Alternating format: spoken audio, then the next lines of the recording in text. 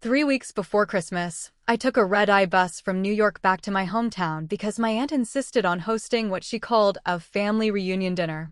It wasn't really a reunion. Everyone saw each other all the time. But she said it was important that I be there. "You live so far away now," she said, like distance was a crime. I almost didn't go. But guilt has a way of sounding like responsibility when you grow up being the easy one. So I showed up with a store-bought cheesecake, exhausted, forcing a smile that felt glued on.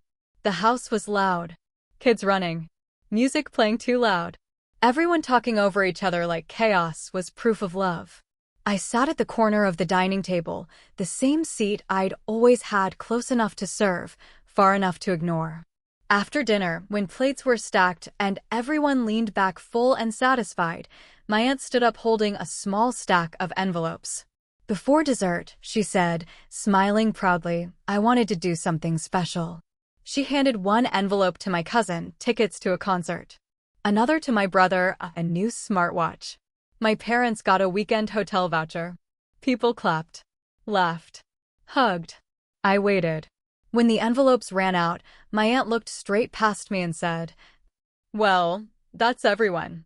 I hesitated, then asked quietly, "Was there one for me?" She laughed. Actually laughed. "Oh, sweetheart," she said, waving her hand, "you don't need gifts. You're doing fine. Be happy you can still sit with us." Someone at the table added, "Yeah, city people don't need handouts." The room erupted. I smiled, nodded, said nothing. That night, I drove back in silence, snow blurring the highway lights. When I got home, I didn't even take my coat off. I sat on the floor and stared at my bank app. That's when it finally hit me. For years, I had been paying. Not loudly. Not proudly. Quietly. Phone plans. Streaming accounts. Online shopping subscriptions. Emergency transfers. "I'll send it back Friday. Just this once. You make more than us anyway." I had become the invisible sponsor of a family that treated me like background noise. I called my friend Daniel. After listening, he said calmly, "They don't respect you because there's no cost to disrespecting you." That sentence changed everything. That weekend, I canceled everything. Every subscription tied to my card. Every shared service. Every family account. No announcement. No drama. Just silence. 3 days later, my phone rang. My mom. "Our internet stopped working," she said, annoyed. "Did you forget to pay it?" "No," I replied. I stopped. There was a pause. "What do you mean you stopped?" "I mean it's not mine anymore." She sounded offended. "You know your father needs it." "How are we supposed to fix this now?" I answered calmly. "The same way you'd fix it if I didn't exist." That night, messages flooded the family chat. Some people forget where they come from. Money changes people. Family is supposed to support each other. I muted the chat. A week later, my cousin posted on Facebook. "Sad when success makes people selfish." No names mentioned. No explanation needed. Then came the calls. First angry. Then emotional. Then desperate. Finally, one Saturday afternoon, my doorbell rang. I wasn't expecting anyone. I checked the camera. My parents. My aunt. Standing outside my apartment with shopping bags and forced smiles. I didn't open the door. My aunt knocked. "Open up. We just want to talk." I replied through the door. "This isn't a good time." Her voice hardened. "We drove all this way. Don't be dramatic." My father added, "You owe us a conversation." I laughed quietly. Owed. The same word they used for years. I said, "You don't get to humiliate me, depend on me, and then demand access to my life." My mother started crying loudly. "Look what you've become." I said the truth they never expected to hear. "This is who I've always been. You just liked me better when I was paying." There was silence. Then anger. Then insults. I called building security. They left. That night, I slept better than I had in years. Because I finally understood something important. Being generous does not mean being disposable. Family does not mean entitlement. And silence is only peaceful when it's chosen, not forced. I didn't lose my family that winter. I lost the version of them that only existed because I was useful. And honestly, that was the best gift I ever gave myself.